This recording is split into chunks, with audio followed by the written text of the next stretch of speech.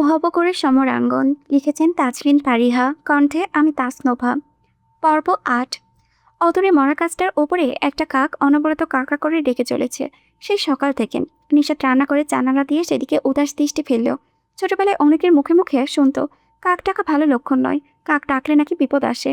যদিও ইসলামে এসব কুসংস্কার বিশ্বাস করতে নিষেধ করে দিয়েছে, এগুলো বিশ্বাস করা শিরকের শামিল।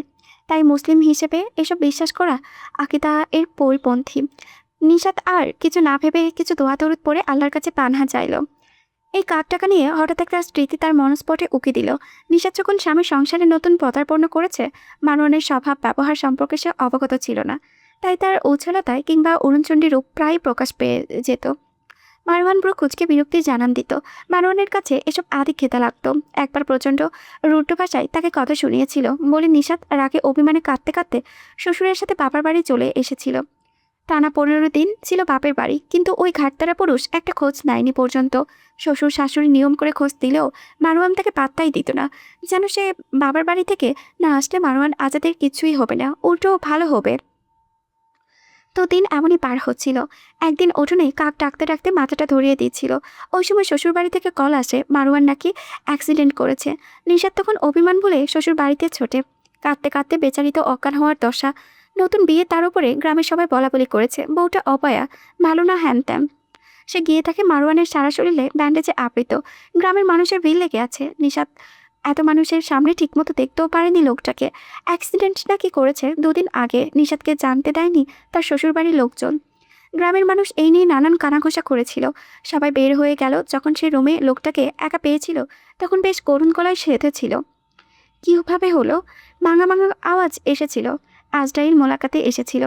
নিশাতের বুকটা মোচড় দিয়ে উঠেছিল, ঠোঁট কামড়ে পড়েছিল। আমাকে জানালে কি খুব ক্ষতি হতো? ব্যান্ডেজ বাঁধা পাশার লোকটা আস্তে আস্তে ঠোঁট নাড়িয়ে বলল, তুমি কে? হু আর ইউ? নিশাতের অক্ষিপটে জলে টলমল করছিল। আমাকে চেনেন না? না। স্মৃতিশক্তি নাই? আছে, সেখানে তুমি নাই। ব্যাস, আর কিছু বলেনি সে। বুকের উপরে হুমড়ি খেয়ে প্রায় ঘন্টাখানেক কেঁদেছিল। মারওয়ান আজাদ ব্যথা পেলেও নিশাত বুক থেকে মাথা তুলেনি। কাঁদতে কাঁদতে মারওয়ানের বুকের উপরেই ঘুমিয়ে পড়েছিল। ঘুম ভেঙেছিল মাথায় হাতের ছোঁয়ায়। চোখ উঠিয়ে দেখেছিল মারওয়ান ঘুমের করেই তার মাথায় হাত বুলিয়ে দিচ্ছে। হুঁশ নেই তার, গভীর ঘুমে আচ্ছন্ন। কে জানে আদতেই ঘুমেছিল নাকি নিশাতের চর্মচক্ষুর আড়ালে অন্য কিছু ঘটেছিল। সেই থেকে কাক ডাকলেই ওর স্মৃতি মস্তিষ্কে কড়া নাড়ে তার। নিশাত দীর্ঘ নিঃশ্বাস পেলে ভাবনা থেকে বের হলো। নাহুয়ান পাশে বসে হাত পা ছড়িয়ে কোস্ত আর আলু খাচ্ছে। নিশাত মায়া মোড়া নজরে ছেলের পানে চাইল। আব্বা? নাহুয়ান খাওয়ার তালেই জবাব দিল, হুম। আর একটু গোস্ত দেব? আলুটাও খুব মজা মজা। মাথা নাড়িয়ে জিব্বা বের করে মজা বোঝালো। নিশাত কষানো গোস্ত থেকে আরেকটু টুকরো মুরগির ছোট্ট পিস আর আলু উঠিয়ে দিল। বাচ্চাটা খেয়ে মুখ মাখিয়ে ফেলেছে। মারওয়ান রান্না করে এসে বলল, ওই আলুর বাচ্চা, আলু খাস? নাহুয়ান বাবার দিকে আলু ধরে মাথা নাড়িয়ে হ্যাঁ বোঝালো। উলু খাবে? নিশাত চোখ রাঙিয়ে বলল, উলু বলতে নিষেধ করেছি না, আলু বলবে। নাহুয়ান ঘাড় নাড়িয়ে সায় জানালো। মারওয়ান বাটি হাতে নিশাতের পাশে দাঁড়ালো। তার চোখ চকচক করছে। ঘরে ভালো মন্দ রান্না হলে তার থেকে খুশি আর কেউ হয় না। নিশাত বলল, রান্না শেষ হলে খাবেন? আজকে গোস্ত কম রেঁধেছি। ছেলের বেলায় কম পড়ে না। আমি চেয়েছি অমনি কম পড়ে গেল। মারওয়ানের গুরুগম্ভীর উত্তর। নিশাত হতাশ হয়ে বলল, আপনি তো আর নাহওয়ানের মতো খান না, তাই ছেলের সাথে তুলনা টানা বন্ধ করুন। মারওয়ান প্রকঞ্চিত করে বলল, কি বোঝাতে চাইছ? আমি বেশি খাই? তুমি খাবারে খোটা দিচ্ছ আমায়? আসলে তুমি মূলত চাচ্ছ আমি না খাই। ইয়া আল্লাহ, কোন কথা থেকে টেনে কোথায় নিয়ে এনেছেন। নিন ধরুন খান, আমি বরং ডিম ভাজি করে খেয়ে নেব নি। বলে নিশাত বাটিতে মুরগির 2 পিস সলিড পিস উঠিয়ে দিল। মারওয়ান হাড়ের গোস্ত বেশি পছন্দ করে, তাই হাড্ডিযুক্ত গোস্ত চাইল। নিশাত 1 পিস হাড্ডিওয়ালা গোস্ত মারওয়ানের বাটিতে দিলে থালা বাসন ধুতে লাগলো। মারওয়ান গোস্ত পেয়ে ছেলের পাশে বসে গুটিয়ে খেতে লাগলো। নিশাত আর চোখে বড় আর মিনি মারওয়ান আসাদের কাণ্ড কারখানা দেখছে। নিজের পাতের গোস্ত শেষ করে নাহওয়ানের পাতের দিকে সরু চোখে চাইলো মারওয়ান। নাহওয়ান হাত পা চড়ে হাঁটি কামড়াচ্ছে। ছেলের পাতের গোস্ত নিচে পাতে নিয়ে টুপ করে মুখে নিয়ে চিবোতে লাগলো। কুড়মুড় শব্দ হচ্ছে। নাহওয়ান খাল সেদিকে তাকিয়ে রইল। মারওয়ান কোনা চোখে চেয়ে বলল, কি হয়েছে? নাহওয়ান মায়ের দিকে তাকিয়ে কান্না গলায় পা টাপিয়ে বলতে লাগলো, মা আমার গুত্ত খাইছে। হুল্লি গুত্ত? নিচু কেন? আমার গুত্ত দাও। মারওয়ান ছেলের চিক্কন শুনে বস্তুর টুকরো বের করে ছেলের মুখে ঢুকিয়ে দিল। নাহওয়ান কান্না বন্ধ করে কুড়মুড় চিবোতে লাগলো। মারওয়ান মুখ লটকে বিড়বিড় করে বলল, ব্রিটিশের নাতি পুরোই ব্রিটিশ। নিষাদ পেছন থেকে বলল, হুম, কেক শিয়ালের ছেলে পাতি শিয়াল। 20 দিন হলো ইহাব মানহাকে কাউন্সিলিং করাচ্ছে। প্রত্যেকবার ডাক্তার রুমে মানহা একই ঢোকে। ইহাব আর জোর করে না, সে ওয়েটিং রুমে বসে বসে অপেক্ষা করে। কখনো পেপার পড়ে, কখনো ফোনে কাজ সারে, আবার কফি খায়। এরকম করে সময় পেরোয়। আজকেও মানহার ডাক্তারের সাথে অ্যাপয়েন্টমেন্ট আছে। ইহাব জরুরি কাজ আছে বিধায় সাথে যেতে পারবে না। নাস্তার টেবিলে উর্মি ভূঁইয়াকে জানানোর পর উর্মি ভূঁইয়া নিয়ে যাবেন বলেছেন। ইমতিয়াজ ভূঁইয়াও স্ত্রীর সাথে যাবেন বলে তর্কাতর্কি করছেন নাস্তার টেবিলে। উর্মি ভূঁইয়া বললেন, আমাদের সাথে আপনার কি কাজ? আশ্চর্য, কি কাজ মানে? তোমাকে আমি মোটেই একা ছাড়বো না, কোনো মতেই না উর্মি। তুমি নিজেও জানো তোমাকে কেন একা ছাড়তে চাইছি না। আর তাছাড়া চেয়ারম্যান বাড়ির 2 বধূ একা একা বাইরে যাবে, ব্যাপারটা বাজে দেখায়। আমি আর কোনো কথা শুনতে রাজি নই। আমার রাগ সম্পর্কে নিশ্চয়ই ওয়াকিফাল তুমি। ইমতিয়াজ ভূঁইয়ার গুরুগম্ভীর টান টান মেজাজি গলা। উর্মি ভূঁইয়ার স্বামীর রাগ দেখে আর কিছু বললেন না। সকালের নাস্তাটা ছেড়ে ঢাকার উদ্দেশ্যে বেরিয়ে পড়লেন। ঢাকার বিখ্যাত মহিলা সাইকিয়াট্রিস্টের কাছে কাউন্সিলিং করছে মানহাম। একজন একটু আধটু নর্মাল হলেও পুরোপুরিভাবে সুস্থ হয়নি সে। তার মধ্যে একটা আতঙ্ক বিরাজ করে সবসময়। রাত 10টা ইহাব ঘরে এসেই হাত করে খুলে রাখলো। মানহা তোয়ালে এগিয়ে দিল। ইহাব মুচকি এসে বলল, গিয়েছিলে থেরাপিস্টের কাছে? জি। আগের থেকে বেটার ফিল করছো? মানহা ঘাড় নাড়িয়ে সায় জানালো। ইহাব তোয়ালে নিয়ে ওয়াশরুমে চলে গেল। কিছুক্ষণ পর ইহাব আর মানহা খাবার টেবিলে ডাইনিংয়ে খেতে বসে এসেছে। মানহা খাচ্ছে কম, প্লেটে আঁকাআঁকি করছে বেশি। ইহাব সবটাই লক্ষ্য করলো। তার পিতামাতার সামনে কিছুই বলল না। খাওয়া শেষে ইহাব রুমে চলে গেল। মানহা খানিক পর এলো। ইহাব ডাকলে এখন আর মানহা আগের মতো প্যানিক অ্যাটাক করে না। তবে সুস্থ মানুষের আচরণও করে না। অস্বাভাবিক একটা ভাব আছে এখনও তার। ইহাব ভ্রুকুচকে কিছুক্ষণ পর্যবেক্ষণ করে ডাকলো, মানহা এদিকে এসো। মানহার রোবটের মতো এগিয়ে এলো। ইহাব পাশে বসলো। আগের মতো অস্বাভাবিক আচরণ করছে না সে। ইহাবের জোহরি চোখে অন্য কিছু দেখছে। সে হাত ধরলো, হাতের ভাঁজে হাতে নিল। মানহা স্বাভাবিক যেন এরকম কিছুই ঘটবে সে তো আগে থেকে অবগত। ইহাব আরেকটু সাহস করে পিঠে হাত দিল। মানহা কোনো আপত্তি জানালো না, একদম শক্ত হয়ে বসে আছে যেন আশপাশটা কিছুই ঘটছে না। ইহাব ডাকলো, মানহা। হুম। মানহার অবচেতন উত্তর। ইহাব মানহার হাত ছেড়ে ফোন নিয়ে বারান্দায় চলে গেল। একটা নাম্বারে ডায়াল করলো। খানিক বাদে রিসিভ করলে ইহাব বলল, ম্যাম কোনো ডেভেলপমেন্ট হচ্ছে? অপর পাশ থেকে সাইকিয়াট্রিস্ট ডক্টর নাজনীন আনোয়ারা বললেন, হচ্ছে, তবে আমি চাইবো তুমি তাকে এই সময়টাতে সাপোর্ট দাও। তার মধ্যে ভীতু আছে। তুমি আমার পরিচিত যে, সেটা তাকে না জানিয়ে ভালোই করেছো। না হলে মেয়েটা আমাকে সব কিছু খুলে বলতো না। শোনো, আজকে অনেক কিছু জানতে পেরেছি। ওর অতীতে বাজে কিছু স্মৃতি আছে। খুব ছোটবেলায় ও বাজে রকমের যৌন হয়রানির শিকার হয়েছে ওর একটা প্রতিবেশীর দ্বারা। এটা তার মস্তিষ্কে এখনো তীব্রভাবে গেঁথে আছে। ওই ট্রমা এখনো কাটিয়ে উঠতে পারেনি সে।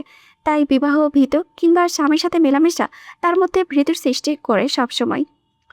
এই জন্য তোমার সাথে থাকলে ওর প্যানিক অ্যাটাক হয় মাত্রাতিরিক্ত। ওকে স্বাভাবিক অবস্থায় আনতে তোমার সাপোর্ট খুব জরুরি। ইহাব এতক্ষণ মনোযোগ দিয়ে শুনছিল ডাক্তারের কথা। তার বুকটা ভার ভার লাগছে। আরও টুকটাক কথা বলে রুমে এসে দেখলো মানহা আগের মতোই বসে আছে। আগের মানহা হলে ঘুমিয়ে পড়তো, তবে এখন সে হয়তোবা ইহাবের জন্য জেগে আছে। ইহাব বারান্দা থেকে মানহাকে দেখতে লাগলো। মেয়েটা এত বড় ঘটনা কাউকে জানানোর প্রয়োজন বোধ করেনি। তাকে একবার জানিয়ে দেখতো, বোকা মেয়েটা। নিজের মধ্যে এই ট্রমা আর কত বছর বয়ে বেড়াতে চেয়েছিল সে। ইহাব মানহার পাশে দাঁড়িয়ে বলল, মানহা দাঁড়াও তো। মানহা উচ্চবাচ্য না করে স্বাভাবিকভাবেই দাঁড়ালো। ইহাব হাত দুদিকে ছড়িয়ে বলল, আমাকে জড়িয়ে ধরো। মানহা জড়িয়ে ধরল না, এক দৃষ্টি তাকিয়ে থাকলো। ইহাব নিজ থেকেই ধরল। মানহা কাঁপলো কিছুক্ষণ, তবে প্রতিক্রিয়া জানালো না আগের মতো। শক্ত হয়ে দাঁড়িয়ে রইল। চোখ বন্ধ করলেই কিছু বৃষ্টি স্মৃতি ভেসে উঠতে লাগলো চোখের সামনে। মানহা ইহাবের বন্ধন থেকে ছুটতে চাইল। ইহাব ছাড়ল না। মানহা বলতে চায় অতীত। ইহাব কি পারবে তার অতীত ভুলিয়ে এই মানসিক ট্রমা থেকে বের করে আনতে? অফিসার রুমে তর্কাতর্কি হচ্ছে। একটা ফাইল পাওয়া যাচ্ছে না। ওর কারে তাও চাপিয়ে দিচ্ছে, কারণ ফাইলটা গুরুত্বপূর্ণ। হেড জানলে চাকরি নিয়ে টানাটানি না পড়ে যায় আবার। জিনানের এদিকে মনোযোগ নেই। সে আয়েশ করে নুডলস খাচ্ছে। নেওয়াজ খানিক চিল্লাচিল্লি করে এসে পাশে চেয়ারে বসলো। আপনি অলওয়েজ এমন শান্ত থাকেন কিভাবে আথাম সাহেব? সবাই ফাইল খুঁজে হয়রান, আর আপনি অপরদিকে নিশ্চিন্তে মনে মজা করে খাচ্ছেন। কি করব? কি করবেন মানে? অন্তত চিন্তিত তো হতে পারেন। নুডলস শেষ করে জিনান মুখ মুছল, তারপর বলল, এতগুলো মানুষ চিন্তিত হয়েছে, তাতে কি কম পড়েছে বস? আমার চিন্তার কি দরকার? আমি সব চিন্তা করলে কি ফাইল ফুরুত করে আমার হাতের মুঠে চলে আসবে? নেওয়া চুপ করে গেল। ঠিকই তো বলেছে, চিন্তা করলে তো ফাইল পাওয়া যাবে না। জিনান আথাম ল্যাপটপের স্ক্রিনে নেওয়াজের দিকে গড়িয়ে বলল, আচারক সাইফার অ্যান্ড মার্ফজেন। নেওয়াজ প্রো উঁচিয়ে বলল, ওনারা দুজনেই তো বয়স্ক মনে হচ্ছে। আমি তো ভেবেছিলাম ইয়াং কেউ হবে। জিনাল চেয়ারে শরীর এলিয়ে বলল, আমি অবশ্য ধারণা করেছিলাম ইয়াং কেউ হবে না, ধারণা মিলে গিয়েছে। অন্যরা কি শীঘ্রই জয়েন হচ্ছেন নাকি? হেডের পক্ষ থেকে নোটিশ এসেছে? জিনান তীক্ষ্ণ নজরে পেপার ওয়ার্ড ঘোরাতে ঘোরাতে বলল, হুম। নিশাত স্কুল থেকে বাসায় এসে দরজা নক করতে গেল, দেখলো দরজা খোলা। অবাক হলো বেশ, এরকম দরজা খুলে তো কখনো রাখে না লোকটা, তাহলে আজ এমন খোলা কেন? সে কাঁধের ব্যাগ চেপে দরজা খুলে ভেতরে প্রবেশ করলো। পুরো ঘর চুপচাপ, শুনশান নীরবতা বিরাজ করছে। নিশাতের মনে কু ডাকছে। ধীরে ধীরে তাদের বেডরুমে প্রবেশ করে চাটকা খেলো যেন। চেয়ারের উপর রাজকীয় ভঙ্গিতে বসে আছে কেউ একজন, পুরো শরীর কালো কাপড়ে আবৃত। সামনে মারোয়ানকে হাঁটু করে বসিয়ে রাখা হয়েছে, তাকে পেছন দিক থেকে ধরে আছে তিনজন লোক। মুখ থেকে অনবরত রক্ত ঝরছে মারোয়ানের, বোঝা যাচ্ছে মারা হয়েছে তাকে। নিশাতের হাত থেকে ব্যাগ পড়ে গেল। সে জোরে চিৎকার দিয়ে উঠল, আপনারা কারা? এখানে কিভাবে ঢুকলে? কালো কাপড়ে আবৃত লোকটি নিশাতের দিকে চাইল। পেছনে দাঁড়ানো বডিগার্ডস লোকটার কানের কাছে কিছু বলল। লোকটা বোরকা পরিহিত নিশাতের ওপর থেকে নিচ পর্যন্ত স্ক্যান করলো, তারপর জিহ্বা বের করে মারোয়ানের দিকে দৃষ্টি ফেলে বলল, কিরে, ঘরে এত সুন্দরী বউ লুকিয়ে রেখেছিস, অথচ আমাদের জানতেও দিলি না? অনেক চালাক তো তুই। মারোয়ান চোখ উঁচিয়ে রইল, রক্তলাল চোখ। সামনে লোকটি তার লোকদের ইশারা দেয়। মাত্র লোকগুলো মারোয়ানকে আবারও মারতে লাগলো। নিশাত দৌড়ে মারোয়ানের কাছে যেতে চাইল, বসা লোকটি তার হাত ধরে ফেলল। নিশাতের গা ঘিন ঘিন করে উঠল। একজন পরপুরুষ তার হাত ধরেছে, ভাবতে গা গুলিয়ে উঠল। মারোয়ান মার খেতে খেতেই তা দেখেছে, গর্জে উঠে বলল, ওকে চান নয়তো জবাই করে ফেলবো তোদের। তোর সমস্যা আমার সাথে, আমার স্ত্রীর দিকে হাত বাড়াচ্ছিস কেন? কালো কাপড়ে আবৃত লোকটি অট্টহাসিতে ফেটে পড়ল, তোর বউ তো জানি, একদিন না হয় আমার হলো, সমস্যা কি? তোর সামনে আজকে তোর বউয়ের সাথে একটু মস্তি করব। কথা শেষ করতে পারলো না মারোয়ান সবাইকে ছাড়িয়ে লোকটার গলা চেপে ধরল, কুত্তার বাচ্চা, তোকে আজকে শেষ করে দেব। ওই জবান দিয়ে আমার স্ত্রীর দিকে আরেকটা বাজে কথা বললে তোর জিভ টেনে ছিঁড়ে ফেলবো, জানোয়ারের বাচ্চা। পেছন থেকে মাথায় আঘাত লাগাই মারোয়ান ছেড়ে দিল লোকটাকে। লোকটা মারোয়ানের মুখে জোরে জোরে আঘাত করতে লাগলো। মারোয়ান খুব কষ্টে বলল, নিশাত, পাশের রুমে ছেলেকে আটকে রেখেছি, দয়া করে ওকে নিয়ে এখান থেকে চলে যাও। নিশাত কাঁদতে কাঁদতে বলল, আপনাকে ছেড়ে যাব না। মারোয়ান প্রতিরোধ করতে করতে বলল, আরে আমার চিন্তা না করে নিজে চিন্তা করো, আল্লাহর কসম তুমি এখান থেকে যাও। এখানে থাকলে তোমার শরীরে হাত দেবে ওরা, যা আমি সহ্য করতে পারবো না। মারোয়ান একা ওদের সাথে লড়তে পারছে না। নিশাত কাঁদতে কাঁদতে পাশের রুমে চলে গেল। পেছন থেকে লোকগুলো যেতে চাইলে মারোয়ান আটকে ধরল। রক্তের তার শার্ট রঞ্জিত, কপাল চুয়ে চুয়ে রক্ত গড়াচ্ছে, ঠোঁট ফেটে চৌচির। কালো কাপড়ে আবৃত লোকটি ইচ্ছে মতো মারতে লাগলো মারোয়ানকে। মারোয়ান লোকগুলোকে ছাড়ছে না তবুও। নিশাত ছেলেকে কোলে নিয়ে নিজেদের রুমের দিকে চাইলো, দেখলো মারোয়ানের রক্তে রুম ভেসে যাচ্ছে। নিশাত টুকরে কেঁদে উঠল। নাহুয়ান বাবার দিকে হাত বাড়িয়ে কেঁদে উঠে ডাকলো, বাবা। মারোয়ান ছেলের ডাকে সেদিকে চাইল। রক্তাক্ত চেহারায় বিষাদ মাখায় এক হাসি ফেরত দিয়ে বলল, যাও তোমরা, বাবা তোমাকে রক্ষা করছি পান্ডা। নিশাদ ছেলেকে নিয়ে খালি পায়ে দ্রুত বাসা থেকে বেরিয়ে গেল। পেছন পেছন লোকগুলো তাদের ধরতে চাইলে মারোয়ান নিজের শেষটুকু দিয়ে লড়াই করে গেল। বেশ খানিক ধস্তাধস্তির পর বাসা শান্ত হয়ে গেল। মেঝের উপরে নিঃশব্দ মেহিন রক্তাক্ত মারোয়ান পড়ে রইল একইভাবে। হয়তোবা শ্বাসের স্পন্দন চিরতরে বন্ধ হয়ে গিয়েছে। কালো কাপড়ে আবৃত লোকটি মারোয়ানের সামনে হাঁটু ভাঁজ করে বলল, তোর স্ত্রী সন্তানকে না হয় আজকে বাঁচিয়ে গেলি, তবে আমার নাগাল থেকে এরপর বাঁচাবে কে? বলে ভয়ঙ্কর অট্টহাসিতে কেঁপে উঠল ছোট্ট ফ্ল্যাটটি। কখনো কখনো ধরনীতে এমন কিছু প্রতিপ্রাকৃতিক কিংবা অভাবনীয় ঘটনা ঘটে যার কোনো ব্যাখ্যা মানুষ জাতির কাছে থাকে না। সৃষ্টিকর্তার সৃষ্টির জন্য এই ভূগোলক একটি জটিল ধাঁধার স্থান হিসেবে সৃজন করেছেন। এখানে অনেক কিছুই কোনো বিশ্লেষণ হয় না, হতে পারে না, বিজ্ঞানীরাও এর সঠিক সমাধান করতে পারে না। সৃষ্টির সূচনা লগ্ন থেকে প্রতিনিয়ত এমন রহস্যময় স্থান, অমীমাংসিত রহস্য এবং ঘটনার সাথে আবাস করিয়ে প্রাণীকুল টিকে আছে প্রজন্ম থেকে প্রজন্ম। সৃষ্টির বিনাশ লগ্নেও কি থাকবে কোনো জটিল রহস্য? ঘুমের মধ্যে ডুকরে খাচ্ছে নিশাত, শরীরটা কেঁপে কেঁপে উঠছে তার, ছটফট করছে সে। আচমকা ঘুম ভেঙে গেলে হাঁপাতে হাঁপাতে লাফিয়ে উঠে বসলো। তড়িৎ আশেপাশে তাকিয়ে খুঁজলো কাউকে, কিন্তু কেউ নেই। পুরো রুম নিস্তব্ধ, চারিপাশে পিনপতন নীরবতা। নিশাতের আত্মা লাফাচ্ছে যেন, চোখের পাপড়ি ভেজা, তার বুক ধরপড় করছে, শ্বাস টানতে পারছে না। চোখ থেকে অনবরত অশ্রু গড়িয়ে পড়েছে। নিশাত কোনো মতেই নিজেকে থামাতে পারছে না। দুই হাতে মুখ ঢেকে পুপিয়ে পুপিয়ে কাঁদছে সে। বুকটা হাঁপড়ের মতো ওঠানামা করছে, শ্বাস নিতে কষ্ট হচ্ছে। একটু ধাতস্থ হলে হুড়মুড় করে পাশের রুমে গেল। পুরো রুমে অন্ধকার, চোখ ঝাপসা দেখছে সে। কাঁদতে কাঁদতে চোখ ব্যথা করছে, হাত দ্রুত লাফাচ্ছে। হাতড়ে হাতড়ে রুমের লাইট জ্বালালো, চোখে পড়লো লাইটের তীব্র জ্বলন শুরু হলো। বিছানায় তাকিয়ে স্থবির দম নিল। বাবা ছেলে নিশ্চিন্তে ঘুমিয়ে, ছেলেকে কোলের মধ্যে টেনে মারওয়ান আজাদ ঘুমোচ্ছে। নিশাত ঘড়ির দিকে তাকিয়ে দেখলো 3টা বাজে। তাহাজ্জুদের সময় হয়ে গেছে। কাপা শরীরে অজু করে জায়নামাজ পিছিয়ে সৃষ্টিকর্তার সান্নিধ্যে দাঁড়ালো। কান্নার তোমাকে সূরা, কেরাত, দোয়া কোনো কিছুই ঠিকমতো পড়তে পারছে না সে। মহান রব তাকে কিছু সংকেত দিচ্ছেন বারবার। সে ভাবতে পারছে না কিছু, শুধু কাঁদছে। বোবা কান্না যাকে বলে, মনে যাতেও আজ ঠিকমতো করতে পারলো না। আল্লাহ, তুমি আমাকে কোন ইশারা দিয়েছ? ইস্তেখারার রেজাল্ট যদি এটা হয়, তাহলে আমি এটা চাই না মাবুদ। তুমি রক্ষা করো আমার পরিবারকে, আমাকে পথ দেখাও আল্লাহ। আমার স্বামী সন্তানকে সুস্থ রাখো। এতটুকু বলে হাত তুলে আবারও বুক ভাঙা কাঁটাই ভেঙে পড়ল নিশাত। তার চারিপাশে ভূমিকম্পের মতো দুলছে। কোনো মতে জায়নামাজ রেখে আবারও পাশের রুমে চলে গেল। মারওয়ান চিত হয়ে শোয়া, মাথার নিচে এক হাত রেখে ভ্রু বাঁকিয়ে ঘুমোচ্ছে সে। আরামের গভীর আলিঙ্গনে ডুবে আছে তার নিদ্রা। নিশাত কেঁদে উঠে ও হুমড়ি খেয়ে তার বুকের উপরে মাথা টেকিয়ে নিঃশব্দে কাঁদতে লাগলো। নিশাতের শরীর দোলনায়। মারওয়ান নড়েচড়ে উঠল, কপাল কুঁচকে আশেপাশে তা চাইল। বুকের উপরে ভারী কিছুর অস্তিত্ব অনুভব করায় ঘুম ভেঙে গেল তার। চোখ পিটপিট করে খুলে দেখলো তার বুকের উপরে কিছু কাঁপছে। বিরক্তিকর দৃষ্টি মেলে বলল, এত রাতে কার শরীরে এত কারেন্ট যে কাঁপাকাঁপি করার জন্য আমার বুকের বেছে নিয়েছে? নিষাদ কান্না থামিয়ে বুকের মধ্যে মাথা আরও গেড়ে দিল। মারওয়ান চা শব্দ করে বলল, বুকটা কি ফেলে দেবা, যেন শরীর সত্য আমার ভেতরে ঢুকে যেতে পারো।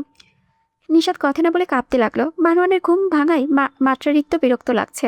স্বাভাবিক সেটা, ঘুমের কোনো মানুষকে ওঠালে যে কেউ বিরক্ত হয়। সে কর্কশ কণ্ঠে বলল, আশ্চর্য, কিছু না বলে মৃগী রোগের মতো করছো কেন? নিষাদ প্রত্যুত্তর না করে মারওয়ানের গেঞ্জি ভেজাতে লাগলো। মারওয়ানের বুকের ভেতরে ভেজা অনুভব হয় বলল, আরে হয়েছেটা কি? রাত 3টার প্রতিভক্তি দেখাচ্ছ কেন? পতিব্রতা হয়েছ ভালো কথা, কিন্তু আমাকে ডিস্টার্ব করছো কেন?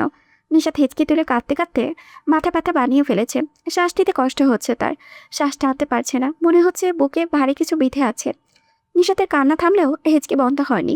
অতিরিক্ত হেঁচকির ফলে শ্বাস নিতে পারছে না সে। কষ্ট হচ্ছে ভীষণ। নিশাতের এমনিতেও শ্বাসকষ্ট আছে। মারওয়ান নিশাতকে অস্বাভাবিক আচরণ করতে দেখে নিশাতকে নিয়ে উঠে বসল। নিশাত এখনো মারওয়ানের বুকে মাথা দিয়ে আছে। মারওয়ান নিশাতকে বুক থেকে সরাতে চাইলেও নিশাত সরল না, জিদ দিয়ে মাথা রেখে রাখলো। মারওয়ান বলল, কি হয়েছে বলবে তো? শ্বাস টানতে পারছো না, তবুও জিদ দেখাচ্ছ কেন? খারাপ স্বপ্ন দেখেছো নাকি কেউ কিছু বলেছে? নিশাত স্বপ্নের কথা শুনে মারওয়ানের বুকের মধ্যে মুখ চেপে ধরে অশ্রু ছাড়তে লাগলো। মারওয়ানের মাথায় হাত বুলিয়ে দিতে লাগলো। নিশাত একটু থেমে মাথা উঠিয়ে মারওয়ানের চোখে চোখ রেখে ধীর কণ্ঠে বলতে লাগলো, আপনি কি খারাপ কাজ যুক্ত?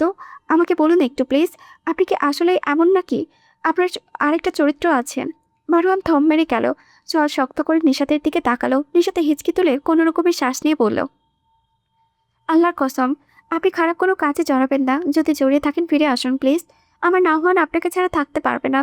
মারওয়ান পুরো কুচকে বলল, কিসব আবল তাবল কথা বলছো এই রাত বিরতে? মাথা ঠিক আছে? নিশাত মারওয়ানের বুকে মাথা রেখে বলল, আমি কি বলছি নিজেও জানি না, আমাকে একটু ঘুম পাড়িয়ে দিন, আমার খুব কষ্ট হচ্ছে। মারওয়ান মাথায় হাত বোলাতে বলল, আমার সাথে পাকা ঘুমটা ভাঙাতে আমারও কষ্ট হচ্ছে। নিশাত চোখ বুজে অস্পষ্ট স্বরে বলল, আপনার কষ্টের চেয়ে আমার কষ্ট 1000 গুণ বেশি।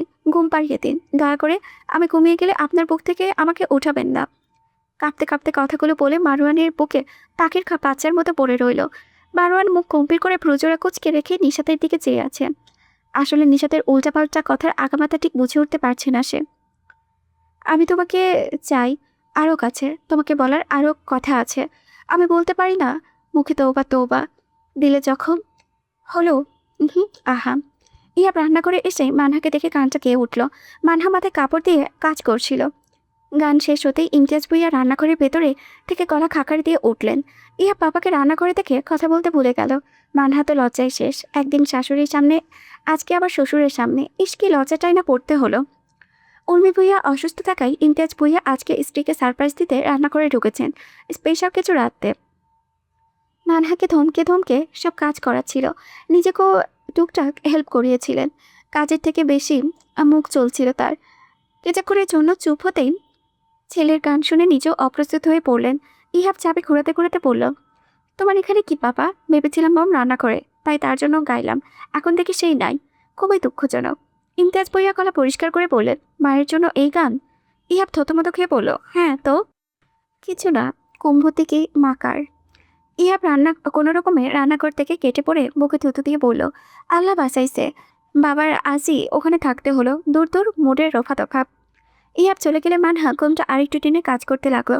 লোকটার জন্য শ্বশুরের সামনে কি বিচ্ছিরি একটা অবস্থা হলো। ইমতিয়াজ ভুইয়া ধমকে বললেন, এখানে দাঁড়িয়ে আছো কেন? স্বামী বাড়িতে আসার সাথে সাথে তার পিছু পিছু যেতে হয়, এটাও শিখিয়ে দিতে হবে? শাশুড়ি থেকে এসব শিখেছ? মহিলা নিজেও তাদর ছিল, এখন ছেলে বউকে তাদর বানাচ্ছে। মানহা শ্বশুরের কথা শুনে কোনো রকমের রান্নাঘর থেকে বেরিয়ে গেল। তার এত লজ্জা লাগছিল, ভালোই হয়েছে শ্বশুর নিজে তাকে সরিয়ে দিচ্ছেন, না হলে আর কিছুক্ষণ থাকলেই লজ্জাতেই মরে যেত সে। তোমাকে চাই আমি আরও কাছে, তোমাকে বলার আরও কথা আছে, বলতে পারি না মুখে, তৌবা তৌবা। দিলে যখন হলো। আহা। উর্মি ভুইয়া বিছানায় শায়িত। ইমতিয়াজ ভুইয়ার মুখে গান শুনে ভ্রু ভাঁজ করলো। ইমতিয়াজ ভুইয়া সেই গান বারবার আওড়াচ্ছেন আর উর্মি ভুইয়াকে চোর মারছেন। উর্মি ভুইয়া তা থেকে বললেন, বুড়ো বয়সে ভীমরতি ধরেছ? না না, প্রেম ধরেছে। আসো উর্মিমালা, প্রেম করি। আমার শরীরে এত বিদ্যুৎ নেই, আপনার শরীরে বেশি বিদ্যুৎ থাকলে পারমাণবিক কেন্দ্রে দান করুন, দেশে বৈদ্যুতিকে ঘাটতি কমবে। বলেই চোখ বুঝল। কয়েকদিন ধরে মাথা ব্যথা আবারও বেড়েছে। ভালো লাগছে না কিছুই, খাবারও পেশাব ঠেকেছে। শুয়ে শুয়েই দিন পার করেছে উর্মি ভুইয়া। ইমতিয়াজ ভুইয়া স্ত্রীর কথায় হতাশ হয়ে বললেন, তুমি সবসময় তিতার রসকসিত, আমার ফিলিংসের রফাতফা করে দাও অলওয়েজ। হতাশ, চরম হতাশ। মাঝরাতে শুনছান রাস্তায় দৌড়াচ্ছে কেউ একজন, পেছন পেছন দৌড়াচ্ছে ইন্টেলিজেন্স ডিপার্টমেন্টের সদস্যরা। হঠাৎ সামনের একটি ঘুরে গুলি তাক করলো লোকটি নেওয়াজের দিকে। ইন্টেলিজেন্স গ্রুপের সবাই দাঁড়িয়ে গেল। সামনের লোকটি গুলি তাক করে বলল, এক পা এগোলে শ্যুট করে দেব, ওখানেই দাঁড়িয়ে থাকা হয় যেন। কথা শেষ করে পা বরাবর গুলি ছুটতে ছুটতে দৌড়াতে লাগলো সামনের লোকটি। হঠাৎ সামনে কারো গাড়ি এসে পড়াই সে দ্রুত উঠে বসলো গাড়িতে। গাড়ির পিছে পিছে সকল এজেন্ট ছুটতে লাগলো, কিন্তু হাতের নাগালে পেল না। জিনান আধাম রাস্তায় পা দিয়ে বাড়ি মেরে গাড়িটার যাওয়ার দিকে তাকিয়ে বলল, শিট শিট, আজকেও হাত থেকে পালালো এই কিলার জাত। This guy is absolutely rubbish, she is a complete West of time. তার কথা শেষ হতেই গুলির আওয়াজ হলো। রাতের ধ্বংসাত্মক নীরবতা ছাপিয়ে গুলির আওয়াজে ছড়িয়ে পড়ল চারিদিকে। ঠিক তখনই সামনে চলন্ত গাড়িটা দাঁড়িয়ে হইল। ডিপার্টমেন্টের সবাই তো দেখে আবারও দৌড়াতে লাগলো। সেখানে গিয়ে দেখলো সম্পূর্ণ কালো রং কোটে আবৃত হুডি পরা একজন লোক। যে লোকটাকে তারা ধাওয়া করেছিল তার সামনে দাঁড়িয়ে আছে বন্দুক হাতে নিয়ে। তাদের বুঝতে বাকি রইল না, একটু আগে সেই গাড়িটা সবগুলো চাকা পাঞ্চার করে দিয়েছে গুলি করে। সামনে লোকটি তার লোকের পায়েও গুলি করে রাস্তায় বসিয়ে রেখেছে। অবচা ক্রুটো কণ্ঠে পিস্তল কপালে ঠেকে বলল, কিলার আজাদ। সামনে লোকটি তাঁত কিরমির করে বলল, কে তুই? তোর জম। কিলার চাঁদ আকাশ পাতাল কাঁপিয়ে ভয়ঙ্করভাবে হাসতে লাগলো। তারপর হাসি থাপিয়ে বলল, যে নিজেকে আড়াল করে রাখে সে নাকি এই কিলার চাঁদের জম? হাস্যকর। কালো কাপড়ে আবৃত লোকটি হাঁটু ভাঁজ করে বসে বলল, আড়াল থেকে বেরোলে যদি প্যান্ট ভিজিয়ে ফেলিস তাহলে ব্যাপারটা বাজে লাগবে না? এই কিলার চাঁদ কিছুতে ভয় পায় না, প্যান্ট ভেজানো তো দূরের কথা। কালো আবরণের লোকটি পিস্তল কপালে ঘষতে ঘষতে বলল, সত্যি? ইয়েস। লুকিয়ে লুকিয়ে ফাপড় আর কত দিবি, নিচে পরিচয় দে, কে তুই? কালো কাপড়ে আবৃত লোকটি উঠে দাঁড়ালো। নিজের হুডি মাথা থেকে সরে রহস্যময় কণ্ঠে বলে উঠল, সাইফার, আজারাফ সাইফার। কিলার চাঁদ চোখ বড় বড় করে তাকালো। তার শরীরে কারেন্টের ঝাটকা লেগেছে। ইন্টেলিজেন্স গ্রুপের সদস্যরাও অবাক হয়ে তাকিয়ে আছে। এই সেই বিশেষ এজেন্ট আজারাফ সাইফার। কিলার চাঁদের দিকে তাকিয়ে মুচকি হেসে বলল, you came to play, I will the game. Killer চাঁদ খেপা বাঘের মতো গর্জন করে বলল, তোকে আমি ছাড়বো না আজরাকের বাচ্চা, তোকে শেষ না করা পর্যন্ত আমি বিনাশ হতে পারবো না। আজরাক সাইফার নিজের লং কোটের পকেটে হাত ঢুকিয়ে বলল, অথচ আজ তোর বিনাশ হয়ে গিয়েছে, কতদিন আর বাহিরে ঘুরবি বল? এবার একটু নিজের আসল ঠিকানায় চল, অনেক আপ্যায়ন করবো, প্রমিস। বলে ইন্টেলিজেন্স সদস্যের চোখ দিয়ে ইশারা করলো। তারা চোখের ইশারায় বুঝে সবাইকে গাড়িতে উঠালো। কিলার চাঁদকে ধরতে এলেই ছিটকে সরে গেল সে। আস্তে আস্তে নিজেই খোঁড়া পা নিয়ে উঠে দাঁড়ালো। তারপর আজরাক সাইফারের দিকে বাজির দৃষ্টি ফেলল।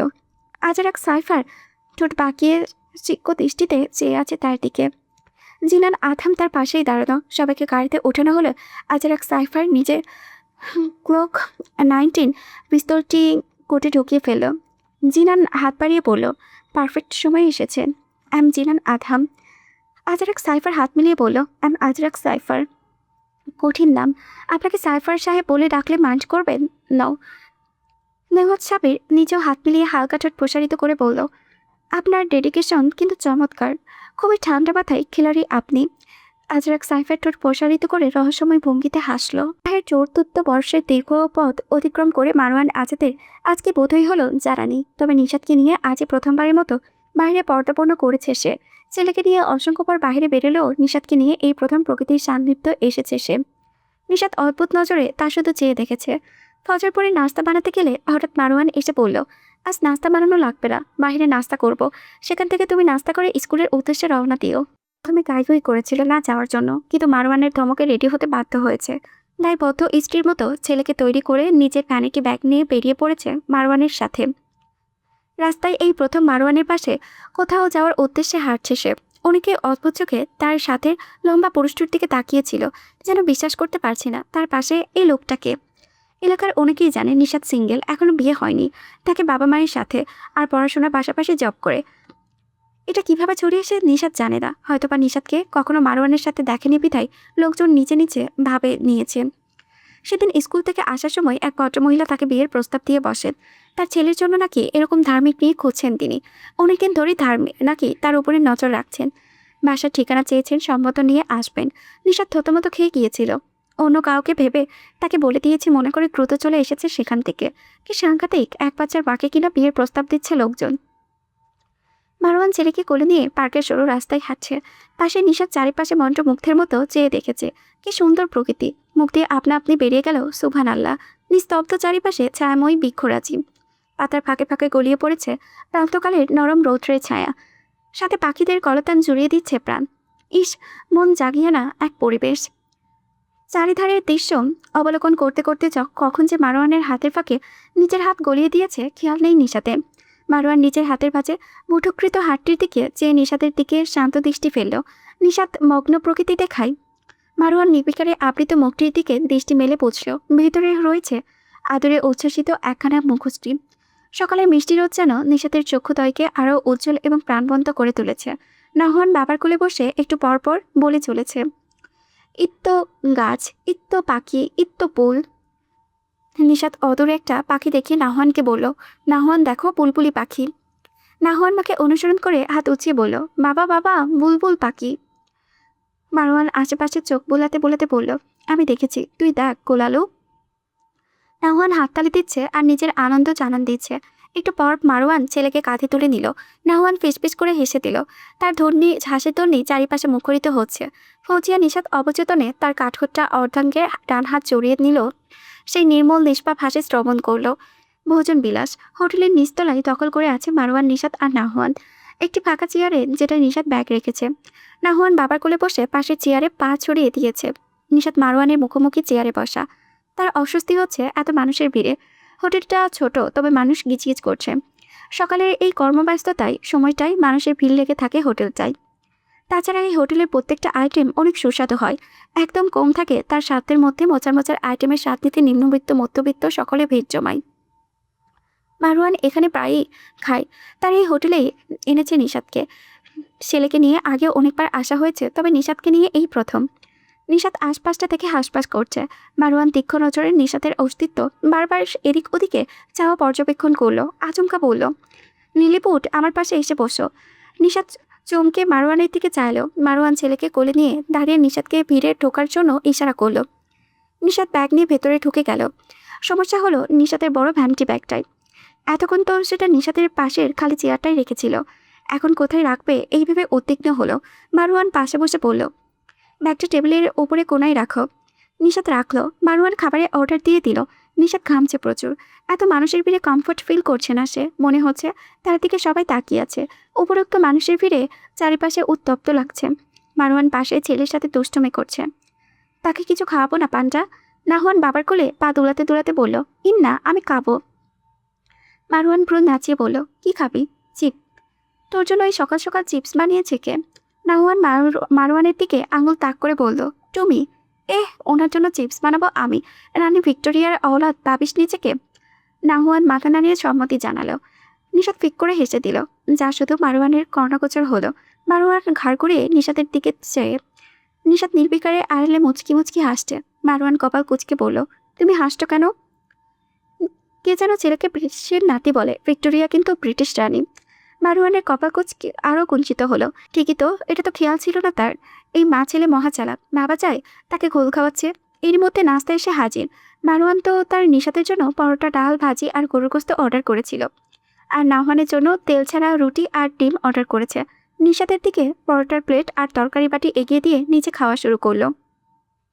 নিশাত নিকাপ একটু উঠিয়ে বিসমিল্লা বলে ডাল আর গোস্ত বোনাই পরোটা টুপিয়ে মুখে পুরল। পুরোই অমৃত। মুখে দেওয়ার সাথে সাথে চোখ বন্ধ হয়ে গেল তার। মারওয়ান ছেলেকে খাইয়ে নিজেও খেলো। নিশাতের খেতে বেশ সময় লাগলো। নিকাপ পরে খাচ্ছে দেখে সময় লাগলো তার। খাওয়া শেষে মারওয়ান মিল মিটিয়ে দিল। নিশাত বুঝল পকেট ভারী আজ, নিশ্চয়ই টাকা পেয়েছে শ্বশুর আব্বার। ছেলেকে আদর করে নিশাত স্কুলে চলে গেল। আজকে তার মনটা ফুরফুরে লাগছে। গত দুদিন ধরে উর্মি ভূঁইয়া মানহার সাথে রাগারাগি করছেন।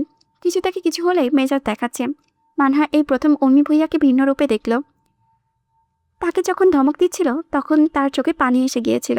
এই বাড়িতে যাকে এত আপন ভাবত, সে যখন বদলে যায় তখন তার থেকে কষ্টের বোধ হয় আর কিছুই হয় না। সামান্য রান্নার ছোটোখাটো বিষয় নিয়ে উর্মি ভূঁইয়া কথা শুনিয়েছে, সেটা ভাবলেই কেমন গা শিউরে উঠেছে তার। তাহলে কি এতদিন যেই রূপ দেখিয়েছে সেটা ছিল মুখোশ? যত পুরনো হবে তত কি খোলস পাল্টে যাবে সবার? স্বামী, শ্বশুর, শাশুড়ি নির্যাতন করে বাপের বাড়ি পাঠিয়ে দেয়, এটা কি তার বেলাতেও বাস্তবায়ন হবে? তার কেমন যেন দম বন্ধ হয়ে আসছে। আগের মানহা হলে হয়তো প্যানিক অ্যাটাক করে সেন্সলেস হয়ে যেত, তবে এখনকার মানহা কথায় কথায় প্যানিক অ্যাটাক করে না। এই কষ্ট হজম করা জানতে হবে তার। শ্বশুর বাড়ি এমনই। এই বাড়ির তো আপন কেউ নেই, সবাই স্বার্থের জন্য তাকে ব্যবহার করেছে। ফ্ল্যাপিকে নিয়ে মন খারাপ করে বারান্দায় বসে বসে এইভাবেই ভেবে চলেছে সব। ইহা ক্লান্ত হয়ে ঘরে ঢুকলো। আশেপাশে মানহাকে না দেখে উকি দিল। মানহার ডাক শুনে রুমে আসলো। তার চোখ মুখ ফোলা, কান্নার ফল। ইহা পুরো কুচকে বলল, কি হয়েছে? কিছু না। ইহাব এগিয়ে আস্তে আস্তে বলল, চোখ মুখ তো ভিন্ন কথা বলছে। মানহা কোনো প্রত্যুত্তর না করে মুখ শক্ত করে রাখলো। ইহাব মানহার গালে কপালে হাত দিয়ে পরীক্ষা করে বলল, কই, জ্বর তো আসুনি, তাহলে মন খারাপ কেন? মন খারাপ নয়, আমি ঠিক আছি বলি পাশ কাটিয়ে চলে গেল। ইহাব কপাল কুচকে বলল, ওহে মাহবুব দুহিতা, মন কেমন বিষণ্ণ তোমার? গভীর নেত্রের তনয়া, হৃদয় করেছে তোলপাড়, একটুখানি হেসে আমার হিয়া করে চুরমার। মানহা অবাক হয়ে ইহাবের দিকে চাইল। ইহাব কোমরে 2 হাত রেখে মানহার দিকে তাকিয়ে একপ্রো উঁচিয়ে চেয়ে আছে। মানহা থতমত খেয়ে বলল, ফ্রেশ হন, খাবার দিয়েছি বলে রুম থেকে বেরোতে নিলে ইহাব বলল, আরে কবিতার উত্তরে তো কিছু বলে যাও পাষাণ নারী। মানহা কিছু না বলে দ্রুত প্রস্থান করলো। বেচারি শরম পেয়েছে, তাই তো পালিয়ে গেল। ইহাব মানহার যাওয়ার পানে তাকিয়ে বলল, একবার তোকে পাই, ধরবো জড়াই। ইমতিয়াজ ভূঁইয়া স্ত্রীকে কোনোরকমভাবেই শান্ত করতে পারছেন না। উর্মি ভূঁইয়া পাগলামি করছেন, সবার সাথে মেজাজ দেখাচ্ছে। ইমতিয়াজ ভূঁইয়া মহা ফ্যাসাতে পড়েছেন। হঠাৎ আবার এই আচরণের মানে বুঝতে পারছেন না তিনি। উর্মি ভূঁইয়া শক্ত গলায় বললেন, এখান থেকে যান, আমাকে একা থাকতে দিন, ভালো লাগছে না কিছু। ইমতিয়াজ ভূঁইয়া বললেন, ওষুধটা খাও, তারপর যাচ্ছি। বললাম না আমি এখন ওষুধ খাবো না। পেটে একটাও মানুষ ধরিনি, সব কয়টা বচ্চার ধরেছি, মায়ের কথা শোনে না। এই পরিবারে আমি এখনও তো ওই 2টা শত্রুর জন্যই পড়ে আছি, না হলে এই সংসারকে লাথি মেরে কবে চলে যেতাম। আমার কথা অমান্য করে কত বড় বেয়াদব। ইমতিয়াজ ভূঁইয়া কপাল কুঁচকে বললেন, তুমি কি তোমার ভাইদের সাথে আবারও কথা বলেছ? উর্মি ভূঁইয়া তেজ দেখিয়ে বললেন, হ্যাঁ বলেছি তো, কি হয়েছে? ওর মামা ওকে কতবার যেতে বলেছে, অথচ সে নাকি ফোনে ওঠায় না। আমি বলে দেওয়ার পরও কত বড় অবাধ্য সে। বউ আসার পর 3 দিনে উৎসনে যাচ্ছে সে। ইমতিয়াজ ভূঁইয়া বললেন, কিন্তু তোমার ছেলে তো আগেও এমন ছিল, পরের মেয়ে দোষ টানছ কেন? কি আমি দোষ টানছি? ছেলের বউয়ের পক্ষ নিচ্ছেন যেন হঠাৎ? ওদেরটা চোখে পড়ে না, আমারটা চোখে পড়ে আপনার? পড়বেই তো, নিজের সন্তান তো সব দোষ মাপ, আর স্ত্রীর বেলায় লাভ। যত সব আজগুবি কথাবার্তা, কোথায় লাভ দিয়েছে সে? মাথায় অ্যান্টেনা সব ছিঁড়ে গিয়েছে মনে হয়। ইমতিয়াজ ভূঁইয়া আর কথা না বাড়িয়ে উর্মি ভূঁইয়াকে জোর করে ওষুধ খাইয়ে দিলেন। বকবক করতে করতে কিছুক্ষণের মধ্যেই উর্মি ভূঁইয়া ঘুমের টুলে পড়লেন। ইমতিয়াজ ভূঁইয়া দীর্ঘ নিঃশ্বাস ছেড়ে চেয়ারে মাথা এলিয়ে দিলেন। তিনি সামনের দিনগুলো ভেবে শঙ্কিত। হেড রকিং চেয়ারে তুলছেন আর চায়ে চুমুক দিচ্ছেন। সামনে বসে আছে জিনান আদহাম, নেওয়াজ সাবির, মুনতাজির জায়েদ। হেড মুনতাজিরের উদ্দেশ্য বললেন, শরীর কেমন তোমার? জি মোটামুটি ভালো। নিজের যত্ন নিও। এসি এর সাথে সাক্ষাৎ হয়েছে তোমার? জিনান নেওয়াজ উভয় মাথা নাড়ল। হেড 2 হাতের সামনে এনে বললেন, পারফরমেন্স কেমন? নেওয়াজ জোর দিয়ে বলল, আউটস্ট্যান্ডিং অ্যান্ড আনবিলিভেবল। আমরা এতটাও আশা করিনি। হেড মুখে সন্তুষ্ট রেখা ফুটিয়ে উঠল। জিনানকে কোনো কথা বলতে না দেখে বললেন, হোয়াটস ইউর ওপিনিয়ন আদহাম? জিনান ধ্যানচ্যুত হলো, গলা পরিষ্কার করে হেডের দিকে গম্ভীর কণ্ঠে বলল, excellent skill, his performance is excellent. Head হালকা হাসলো, মমতাজিরের দিকে চেয়ে বলল, তুমি তো ছুটিতে ছিলে, তাই তার সাথে সাক্ষাৎ হয়নি, একটু পরে আসবে, দেখা করে দিও। মমতাজির মুখ টান টান করে বলল, আমি তো তাকে চিনি স্যার, মোটামুটি পরিচয় আছে, তাই তার সম্পর্কে একটু হলেও ধারণা আছে। হেড মাথা নাড়তে নাড়তে বললেন, হ্যাঁ তাই তো। হঠাৎ কিছু মনে করার ভঙ্গিতে বললেন, তোমাদের তো বলাই হয়নি আরেকজন বিশেষ এজেন্টও আজকে অ্যাটেন্ড করবে, সেও চমৎকার ক্ষমতা সম্পন্ন, আমার পছন্দের। আর কিলার চাঁদকে পুলিশ কাস্টাডিতে পাঠাতে হবে আজ। সবার মুখে উদ্বেগ দেখা দিল। গ্লাস ডোরের নকের শব্দ হলো। হেড আসার সম্মতি দিলেন। ডোর টেনে প্রবেশ করলো কঠোর মুখের গম্ভীর সুঠাম দেহ ও বলিষ্ঠকরণের একজন, মাথায় হ্যাট পরনে লং কোট। আর হেড দাঁড়িয়ে সম্বর্ধনা জানালেন।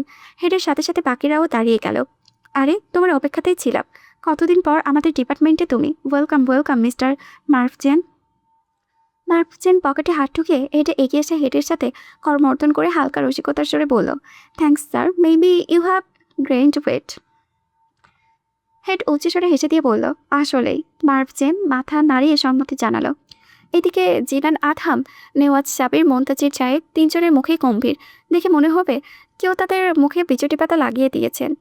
হেডকে এই প্রথম এত হাসিতে দেখছে তারা, মনে হচ্ছে পার্টনার পেয়েছে তার, অথচ তাদের বেলায় মুখটা সবসময় গম্ভীর করে রাখবে। নেওয়াজ বুক লোডকে বলল, সেদিন আমিও তো বলেছিলাম স্যার, আপনি সামান্য মোটা হয়ে গিয়েছেন। ওই দিন মুখটাকে কেমন করে ফেলেছিলেন, দেখেছিলেন না আপনারা? তার সুঠাম দেহের প্রতি নাকি বদনজর দিচ্ছে, অথচ আজকে তার বিশেষ এজেন্ট এসে ওজন বেড়ে গিয়েছে বলাই কি খুশি, মানে কুচবি। জিনানো খেয়াল করেছে বিষয়টা। মন্তাজি চায় তো একেবারে সাইলেন্স হয়ে গিয়েছে, একটা শব্দ করছে না। মার্ফজেন মুখ গম্ভীর রেখে কিছু বলে চলেছে, সেটার প্রেক্ষিতে হেড জোরে জোরে হাসতেন। তার মনে হচ্ছে কানের পাশ দিয়ে সাই সাই করে বুলেট যাচ্ছে। জিনান মুনতাজিরকে খোঁজা দিয়ে বলল, ব্যাপারটা কি বলুন তো মুনতাজির সাহেব। মুনতাজির চোখ তীক্ষ্ণ করে রসকসীন গলায় বলল, special treatment for special agent. জেনের সাথে হেড খোলস্কল্পে মেতে আছেন। জিনার আধাম, মুনতাজির, জায়েদ, নেওয়াজ সাবির এখনও আগের জায়গাতেই দাঁড়িয়ে আছেন। তাদের কারো মুখে হাসি নেই, প্রত্যেকের মুখ গম্ভীর। এর অবশ্য যথেষ্ট কারণ আছে। গত 1.5 ঘন্টা ধরে হেড তাদেরকে দাঁড় করিয়ে রেখে ননস্টপ কথা বলেই চলেছে। গল্পে এতটাই মজেছেন যে তাদেরকে যাওয়ার পারমিশন পর্যন্ত দিতে ভুলে গিয়েছেন। রাগ লাগছে ভীষণ, তবে কিছু করার নেই। এই প্রফেশনে এরকম অভিজ্ঞতা নতুন নয়, তাই মুখ বুঝে হজম করেছে তারা। উইন্ডো ক্লাসে আবারও টোকা পড়ার শব্দে হেডের কথা বলাই ফুল স্টপ পড়ল। তিনি আসার পারমিশন দিলেন। গ্লাস ডোর ঠেলে প্রবেশ করল আজারাক সাইফার। তার পরনে কালো লেটারে হুডি, চোখে সানগ্লাস, কানে ব্লুটুথ ইয়ারপ্যাড।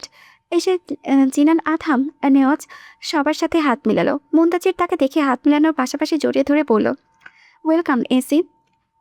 আজারাক সাইফার অধর বাঁকিয়ে বলল, থ্যাঙ্কস এমজে, বলে হেডের দিকে এগিয়ে গেল।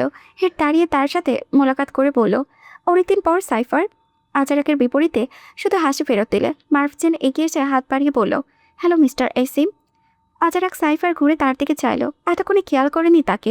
এক মুহূর্তে তাকিয়ে হাত বাড়িয়ে হ্যান্ডশেক করলো, তারপর চেয়ারে বসলো। হেড সবাইকে বসার পারমিশন দিলেন। সবাই বসলো। হেড বেশ খানিকক্ষণ আলোচনা করলেন এবারে মিশন নিয়ে। কথা শেষে আজারাক সাইফার বলল, পুলিশ কাস্টাডিতে দেওয়ার আগে আমি কিলার জাতের সাথে একটু একাকী কথা বলতে পারি। হেড মাথা নাড়িয়ে পারমিশন দিলেন। কিলার ছাতের সামনে পায়ের উপরে পা তুলে কপালেও 2 গালে 2 আঙুল ঠেকিয়ে ঘাটটা একপাশে হেলে রেখে রহস্যময় দৃষ্টিতে তাকিয়েছে সাইফার। কিলার জাতের পায়ে ব্যান্ডেজ করা, যেখানে গতকাল বুলেট ছুঁড়েছিল সাইফার। কিলার জাত সামনে চেয়ারে বসে হিংস্র নজরে দাঁত খিচিয়ে তাকিয়েছে তার পানে, যেন এখনই গিলে ফেলবে তাকে। আজারাক হুডির পকেটে থেকে সিগারেটের পকেট থেকে বের করে একটি সিগারেটে ঠোঁটে ধরালো। লাইটার চালিয়ে খুবই ধীর গতিতে একটা আঙুল দিয়ে আগুন ধরালো। আগুনের ঝলকানিতে তার মুখটা হলুদ কমলার মিশ্রণে অবাক্ষায়ের ও ক্রুটো প্রতিবিম্ব তৈরি করেছে।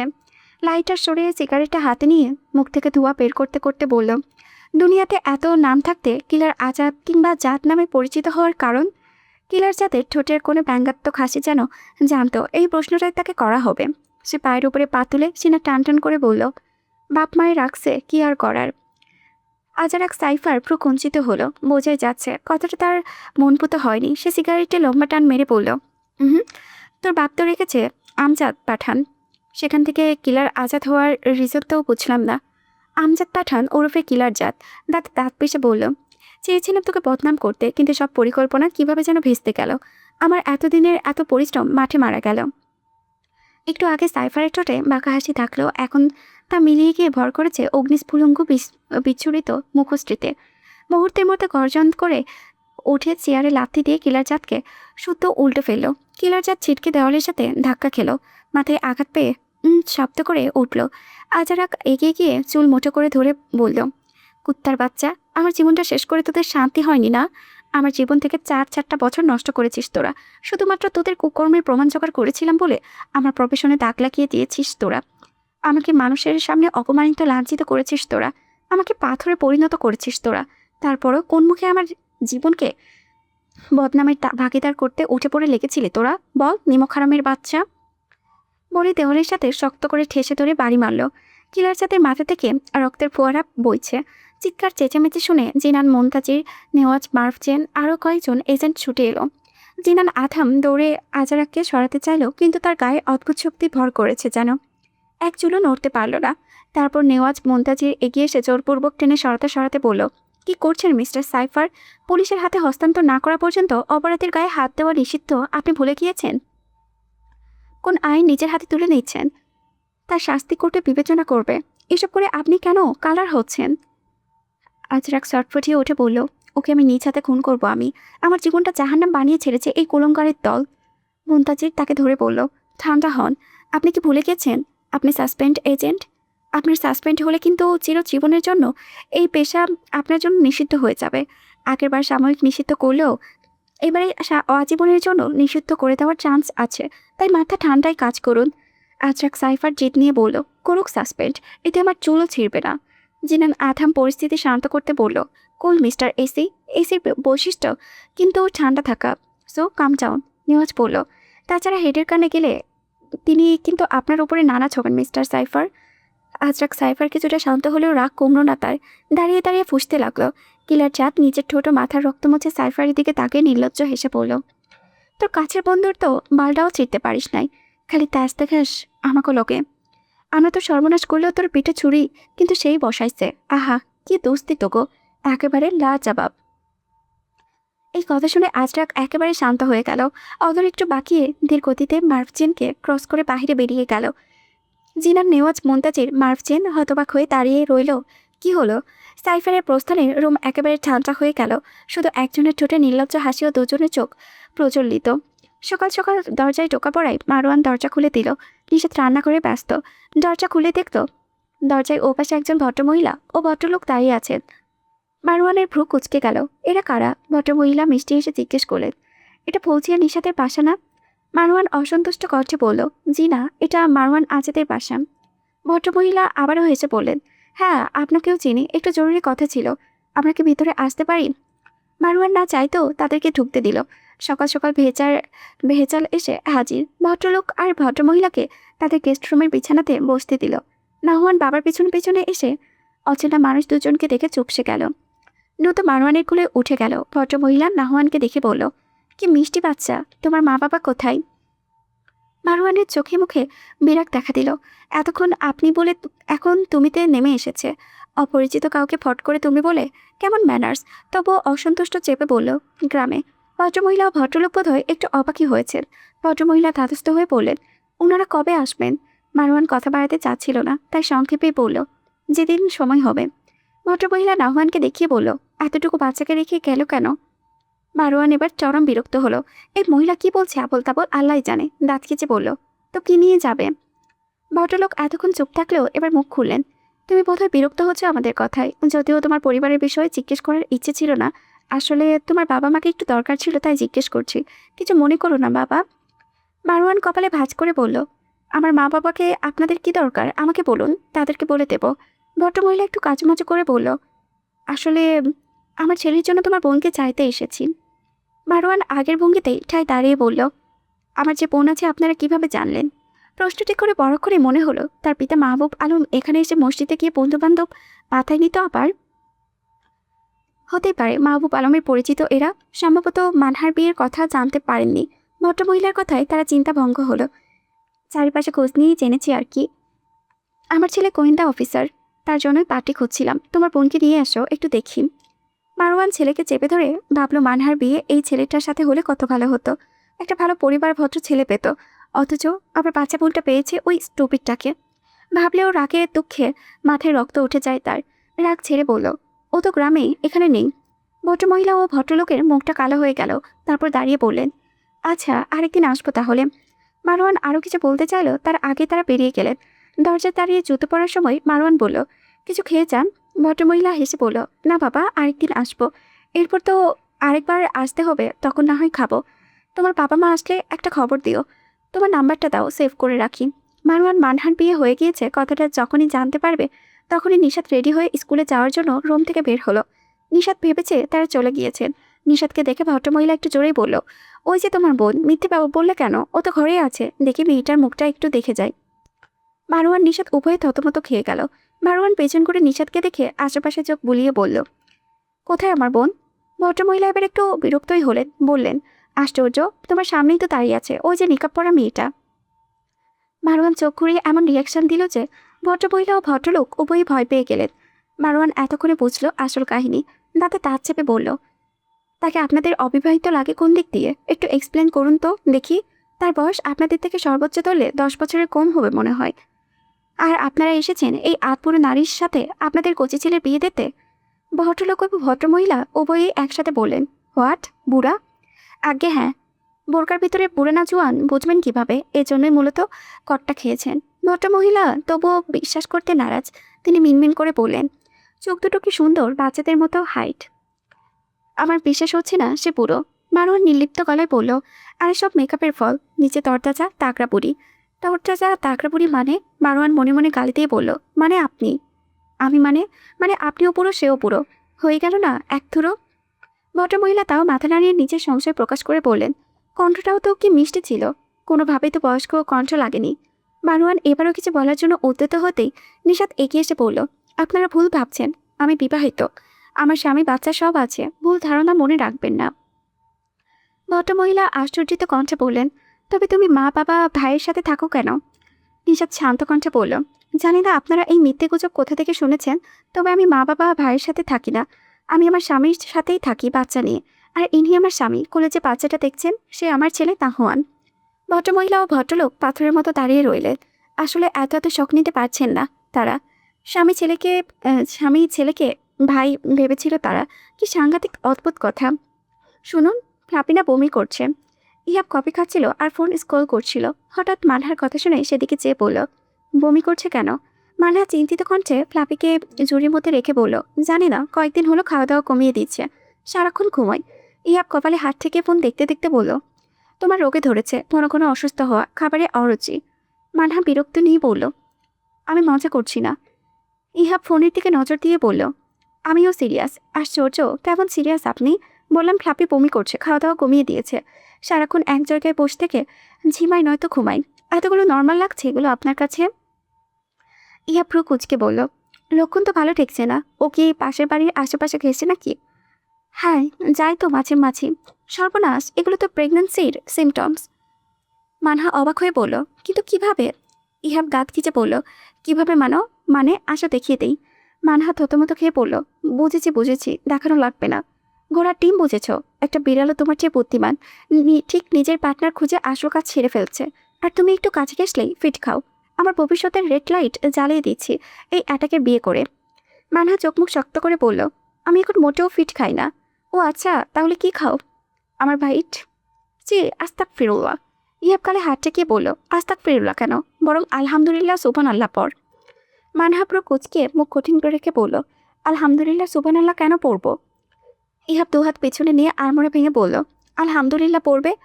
তোমাকে কামড়ানোর অফার করেছি দেখে আর সুবহান আল্লাহ বলবে আমার অতি সুষ্টি উষ্ঠ দিয়ে তোমাকে দংশন করব বলে। মানহার কান দিয়ে ধোয়া বেরোচ্ছে। সে দ্রুত অসভ্য বলে ঘর থেকে বেরিয়ে গেল। ইহাব তা দেখে পেছন থেকে দরজা জোরে জোরে জোরে বলতে লাগলো, আরে কই যাচ্ছ? ভবিষ্যতের জন্য গুরুত্বপূর্ণ মিটিং করছিলাম তো। তারপরে সুর টেনে গাইতে লাগলো, তুমি জ্বালাইয়া গেলা লাল বাতি, নিভাইয়া গেলা না। মানহা আজ সারাদিন আর ঘরমুখো হয়নি। শাশুড়ির সাথে সাথে থাকার চেষ্টা করেছে, যদিও উর্মি বইয়া আগের মতো তার সাথে কথা বলে না। তবুও এই কাজ সেই কাজ করে সময় কাটিয়েছে। এখন রান্নাঘরে সন্ধ্যার জন্য সিঙ্গারা পুরি বানাচ্ছে।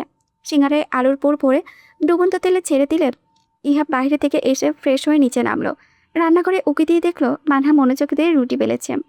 ইহাব আশপাশটা ভালোভাবে পর্যবেক্ষণ করে নিঃশব্দে মানহার পেছনে গিয়ে দাঁড়ালো। মানহা এক মনে পুরভরে রুটি বেলেছে। ইহাব মানহার কানের কাছে গিয়ে একটু মোটা আর বিকৃত কণ্ঠে ফিসফিস করে বলল, এই মেয়ে, তোরে আমার ভাল লাগছে। আমি তোরে চিন্নার নগরীতে নিয়ে যামো। এখন শুধু একান কামড় দিয়া যামোকা, তাই বেশি তেড়িবেড়ি না কইরা সোজা হইয়া খাড়াই থাক। আচমকা কানের কাছে অদ্ভুত কণ্ঠে শুনে মানহার ভয়ে গগন বিতারে চিৎকার দিয়ে উঠল। দ্বিতীয়বার চিৎকার দিতে নিলে ইহাব মানহার মুখ চেপে ধরল। মানহা ভয়ে ঘেমে একাকার, মনে মনে আল্লাহকে ডাকতে লাগলো। কেমন যেন চারিপাশে অন্ধকার লাগছে। সে সম্পূর্ণ ইহাবের ওপরে ছেড়ে দিল ভর। ইহাব ভ্যাপাচাকা খেয়ে মানহাকে নিয়ে দাঁড়িয়ে রইল। মানহার মুখের দিকে তাকিয়ে আফসোসের স্বরে বলতে লাগলো, দিতে চাই বাইট, হয়ে যায় কাইট। এদিকে আমার ভবিষ্যৎ আসার জন্য করতেছে ফাইট। আল্লাহ গো, লাল বাতি নিভে কবে চালাবে আমার রেড লাইট। নিশাতের স্কুল ছুটি হলো। সে নিজের ব্যাগপত্র গুছিয়ে স্টুডেন্টের পরীক্ষার খাতা ব্যাগে ঢোকালো। এই স্কুলে প্রতি সপ্তাহে সপ্তাহে ক্লাস টেস্ট হয়, তাই প্রায় পরীক্ষার খাতা কাটার জন্য বাসায় আনতে হয় নিশাতের। ক্লান্ত মুখোশটি স্নান হয়ে আছে তার। স্কুল থেকে বেরিয়ে রাস্তায় অবসন্ন ভঙ্গিতে হাঁটতে হাঁটতে সকালের কথা মস্তিষ্কে ভেসে উঠল। নাজমা ম্যাডামকে কি রসিয়ে রসিয়ে না তার স্বামীর বদনামটাই করেছিলেন অন্য কলিগদের কাছে।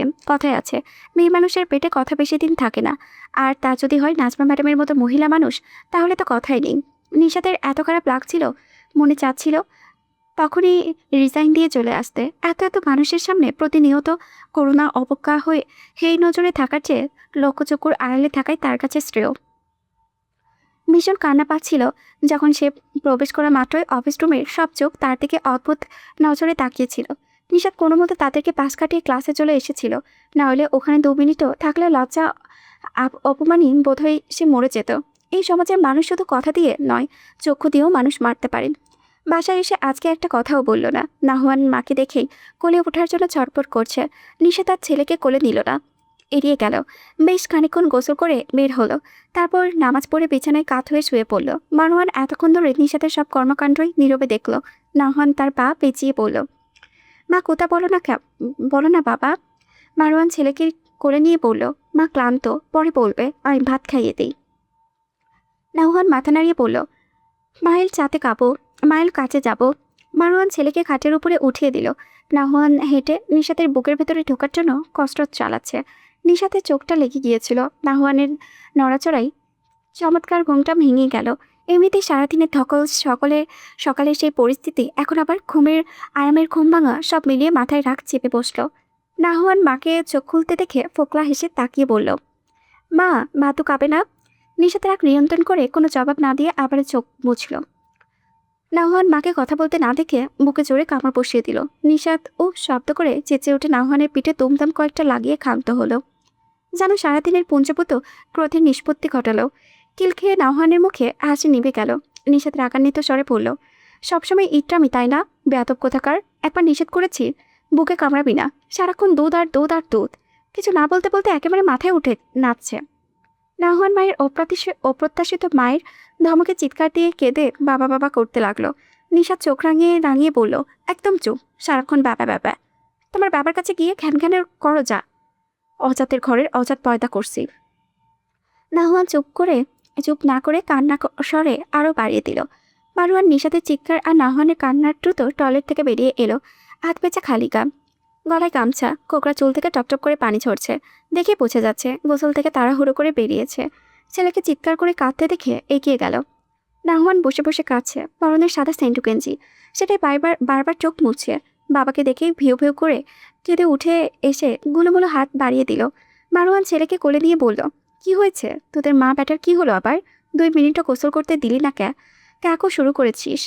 নাহুয়ান আঙুল দিয়ে নিশাতকে দেখিয়ে দেখিয়ে কাঁদতে কাঁদতে বলল, মারছে, পিঠে ডুমডুম কিল দিচ্ছে, উফ ব্যথা, বলে আবারও চেঁচিয়ে চেঁচিয়ে কাঁদতে লাগলো বাচ্চাটা। মারওয়ান কপাল কুচকে বিছানায় চাইল। নিশাত ওপাশ পেরে শুয়ে আছে, তাই তার মুখটা মারওয়ান দেখতে পারছে না। বাচ্চাকে মেরে কি নিশ্চিন্তে ঘুমোচ্ছে পাষাণ নারী।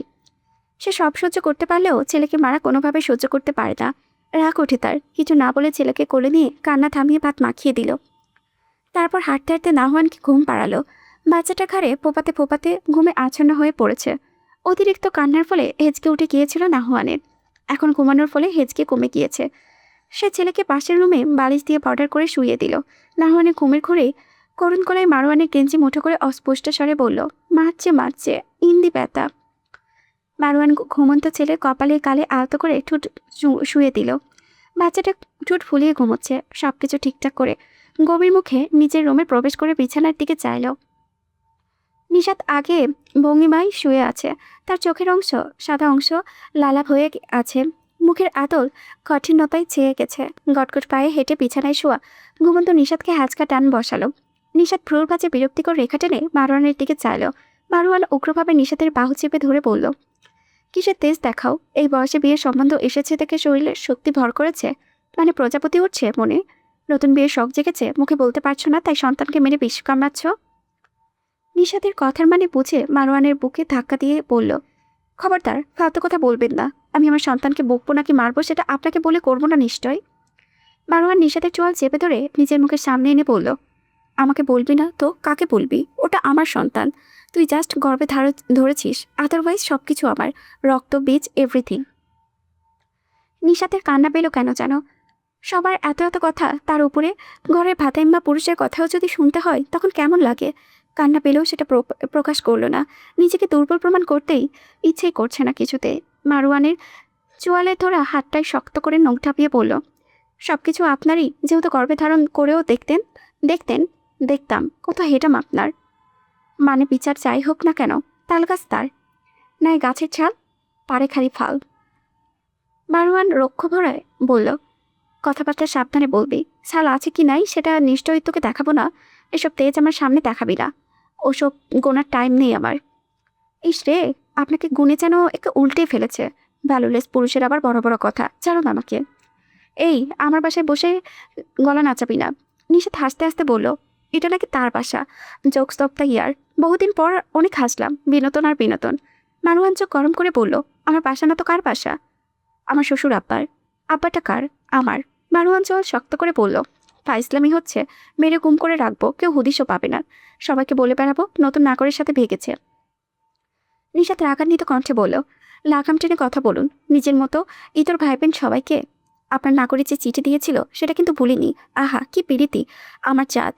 ঢঙের প্যাচাল আমার সাথে পারবেন না। বেশি বাড়াবাড়ি করলে আপনার কুকুরতে পুরো বংশ সাপ্লাই করব। বলে মারওয়ানের হাত ঝাটকা দিয়ে ফেলে বিছানা থেকে নেমে দাঁড়ালো। ঘুমের 12টা বাজিয়ে দিয়েছে। রাগে শরীরে রক্ত টকবক করে ফুটছে। এমনিতেই সকাল থেকে মাথার ব্যথাই ঠিক নেই। বাসায় এসেও একটার পর একটা অশান্তি লেগে আছে।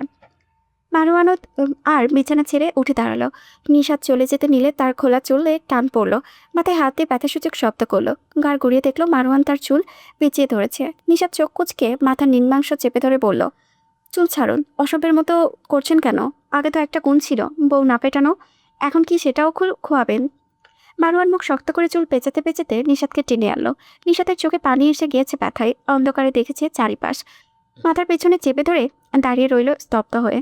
মারওয়ান হাত শিথিল করতেই নিশাত ঘুরে রাগে ছিঁড়ে মারওয়ানের গেঞ্জি বুকের কাছ থেকে টেনে ছিঁড়ে ফেললো। তারপর ফোপাতে লাগলো। মারওয়ান তন্দা খেয়ে তার সুদের গেঞ্জিটার দিকে তাকিয়ে আছে, যেটার হাল বর্তমানে ছিঁড়ে বেহাল। হাত থেকে নিশাতের চুলের গোছা পড়ে গেল। রক্তিম চোখজোড়া উঠিয়ে নিশাতের দিকে চাইল।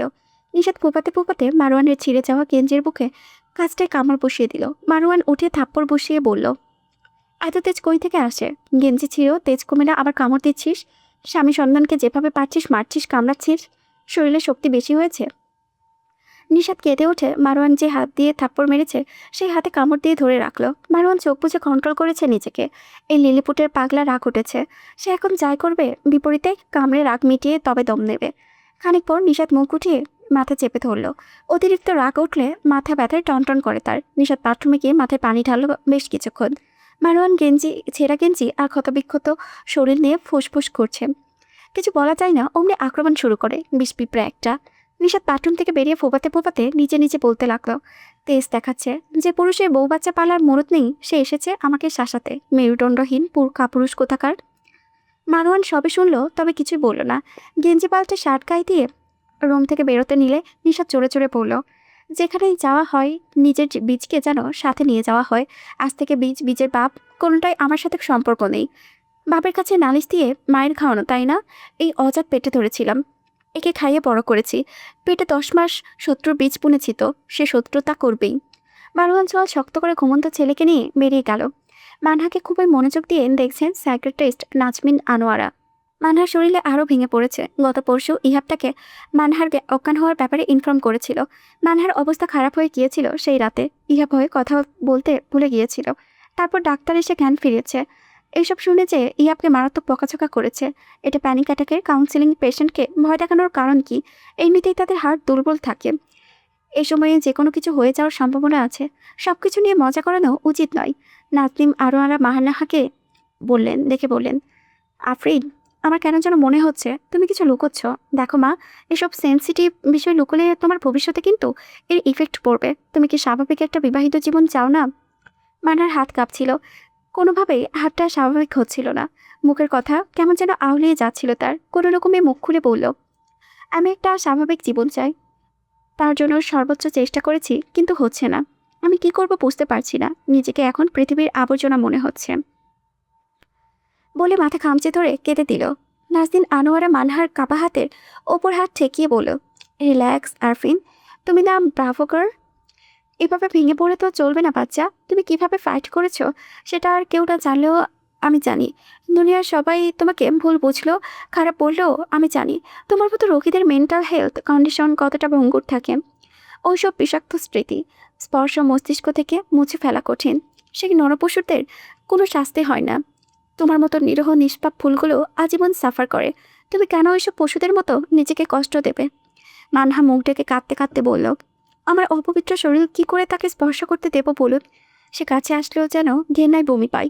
ওই জঘন্য স্মৃতি বারবার ভেসে ওঠে। আমি ভুলতে চাই, কিন্তু ভুলতে পারি না। যেদিন যখন সে ভয় দেখালো, আমার মনে হচ্ছিল কিছু পিষ্টে বিষাক্ত হাত আমার শরীরে কিলবিল করছে, চুমু দিতে চাইছে। কয়েক বছর আগে ঠিক এভাবে আমাকে চেপে ধরে চুমু খেয়েছিল। শরীরে নোংরা স্পর্শ করেছিল আমার স্কুলের স্যার। ছি, কি জঘন্য! বলে মানহা মাথা চেপে ধরে গলগল করে বমি করে চেম্বার ভাসিয়ে ফেলল। নাজবিন আনোয়ারা উঠে এসে তাকে ধরলেন। কাঁপছে মানহা। তিনি লোক ডেকে এনে পরিষ্কার করালেন। তারপর মানহাকে রিল্যাক্স হতে দিয়ে তিনি আবারও বসলেন। মানহা একটু শান্ত হয়ে আবার বলতে লাগলো, প্রায়ই ওই অপ্রত্যাশিত জঘন্য ছোঁয়ার শিকার হয়েছি। একদিন মাঠে খেলতে গিয়ে বেশ বেলা হয়ে গিয়েছিল। দ্রুত বাড়ি ফিরতে নিলে আমার এক প্রতিবেশী কাকা আড়ালে নিয়ে আমার সমতল বুকটাকে কতক্ষণ যে মুদেছে হিসেব ছাড়া। চিৎকার করতে পারিনি, মুখটা চেপে ধরেছিল। 8 বছরের একটা বাচ্চার মস্তিষ্কে এসব কেমন প্রভাব পড়ে বলতে পারেন ম্যাম? একটা বাচ্চার শরীরে কি তারা দেখেছিল? আর একটু হলে রেপ হতাম। ভাগ্যিস বড় ভাইয়া চলে এসেছিল, নয়তো সেদিন খবর ছাপা হতো 8 বছরের মেয়ের ধর্ষণে মৃত্যু। তারপর থেকে ওই বিষাক্ত স্মৃতি পুষে এক একটা দিন পার করেছি। কাউকে মুখ ফুটে বলতে পারিনি। বাড়ির পাশের এক আপুকে ভীষণ ভালো লাগতো। আপুটা কি যে মিষ্টি ছিল, সারাক্ষণ তার কাছে পড়ে থাকতাম। বলে একটু দম নিল। কাঁদতে কাঁদতে তার গলা বসে গিয়েছে। আবার বলতে লাগলো, বিয়ে হয়ে যাওয়ার পর বাপের বাড়ি বেশি আসতে পারতো না। কালে ভদ্রে 2-1 বার দেখা পেতাম, তাও যৌতুক নিতে আসতো। শ্বশুরবাড়ির লোককে খুশি করতে হবে তো। মুখে শরীরে থাকা অজস্র কালশিটে দাগ। জিজ্ঞাসা করলে ফ্যাকাশে হেসে বলতো, শ্বশুরবাড়ির আদর। যখন জিজ্ঞেস করতাম এ কেমন আদর, বিষাদ হেসে বলতো, বিয়ে হলে বুঝবি। তখন কলিজায় মোচড় মারতো। পুরুষ মানুষ মানে আমার কাছে আতঙ্ক রূপ নিল। সেই সুন্দর মিষ্টি আপুটাই যেদিন নীল জখমযুক্ত লাশ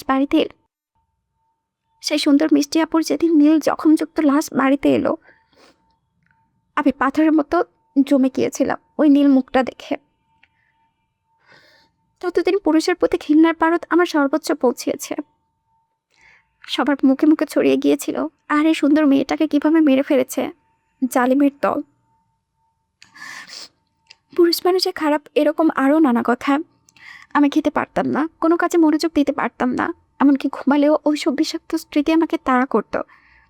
কতবার ঘুম থেকে চিল্লিয়ে উঠতাম হিসেব ছাড়া। ঘুমের ওষুধ খেয়ে ঘুমাতে হতো। পরে আম্মু আমার সাথে থাকা শুরু করলো। এরপর থেকে পুরুষ দেখলেই আমার ট্রমা কাজ করে। আমি যে কিছুতেই ভুলতে পারি না। আমাকে মেরে ফেলুন, এত ট্রমা নিয়ে বাঁচতে ভালো লাগে না। আমিও অভিশপ্ত।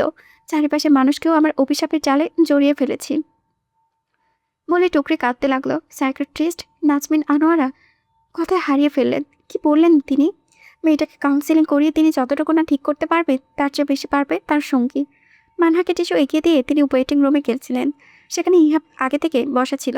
তার চোখ দুটো লাল হয়ে আছে, কানে এয়ারপড। মানহার বলা সব কথাই সে শুনেছে।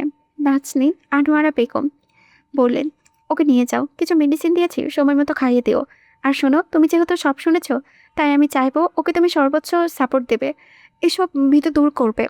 আর আমি তো আছি সপ্তাহে সপ্তাহে থেরাপি দেওয়ার জন্য। ইহাব মাথা নাড়িয়ে তার পিছু পিছু গেল। চেম্বারে ঢুকে দেখলো মানহা এখন স্বাভাবিক। একটু আগেও বলা কথাগুলো যে সেই বলেছে কেউ বিশ্বাস করবে না। একটা মানুষের মনে এত ট্রমা নিকৃষ্ট অধ্যায় পুষে রেখে আদৌ বাঁচতে পারে? পারে বোধহয়, না হয় মানহার তো মরে যাওয়ার কথা। রাত 12টা। মারওয়ান এখনো বাসায় আসেনি। নিশাত অনেকবার ফোনে কল দিয়েছে, প্রত্যেকবার বন্ধ পেয়েছে। কান্না করতে করতে গলা ব্যথা করেছে। লোকটা তার ছানাকেও নিয়ে গিয়েছে। সে তো আগের বসে নিয়ে যেতে বলেছিল। সত্য সত্যি নিয়ে যাবে জানলে কখনোই বলতো না। তার ছানাটা তাকে ছাড়া কেমন আছে, দুপুরে কিভাবে পাষাণের মতো মারল সে। কত কাঁদলো, একটা বারও ধরলো না পর্যন্ত। এই ভেবেই কেঁদে চলেছে নিশাত। দরজায় ঢোকার আওয়াজে বিছানা থেকে দ্রুত উঠে দরজা খুলে দিল সে। ওটা মাটিতে লুটিয়ে পড়েছে। দরজা খুলেই ছেলেকে দেখে হু হু করে কেঁদে উঠে মারওয়ানের কোল থেকে বাজের মতো বাজ পাখির মতো এক প্রকার ছিনিয়ে নিয়ে গালে কপালে চুমু দিতে দিতে বলল, আপ্পা, আপারে, আপনি কোথায় ছিলেন? মায়ের সাথে এত রাগ? নাহনের 2 হাত ভর্তি চকলেট চিপস মায়ের আদর পেয়ে আবারও গুটিয়ে গেল। সারাদিন পরে মায়ের ওম পেয়ে চুপচাপ পড়ে রইল। মারওয়ান ঘরে ঢুকে দরজা বন্ধ করে নিশাতের থেকে কেড়ে নিয়ে বলল, আমার বাচ্চাকে যেন ধরা না হয়। নিশাত ছল ছল চোখে নাহওয়ানের দিকে তাকিয়ে আছে। নাহওয়ান বাবার দিকে তাকিয়ে মায়ের দিকে তাকালো। মারওয়ান ছেলের হাত মুখ ধুয়ে দিয়ে গামছা দিয়ে মুছিয়ে দিয়ে বিছানায় বসে বাথরুমে চলে গেল। নিশাত এই ফাঁকে ছেলেকে কোলের মধ্যে ঢুকিয়ে অজস্র চুমু খেলো। পিঠে হাত বুলিয়ে বলল, ব্যথা পেয়েছেন আপ্পা? নাহওয়ান ঠোঁট ফুলিয়ে হেসে বলল, ব্যথা নেই। নিশাত আবারও ছেলেকে কোলে ঢুকিয়ে আদর করতে লাগলো। মারওয়ান বাথরুম থেকে বেরিয়ে এসে মা ছেলে কাণ্ড দেখতে লাগলো। নাহওয়ান বাবাকে দেখে বলল, একটু মাল কোলে উঠছি। কেন উঠেছিস? এক্ষুনি নাম, একটু টাকি। মারওয়ান গামছা দিয়ে মুখ মুছতে মুছতে নিশাতের পাশ দিয়ে হেঁটে যেতে যেতে বলল, শত্রুর বীজ পেটে নিয়ে কর্ম নাকি দূষিত হয়ে গিয়েছে। শত্রুর বাচ্চার সাথে কিসের মিত্রতা আবার? বহুরূপী।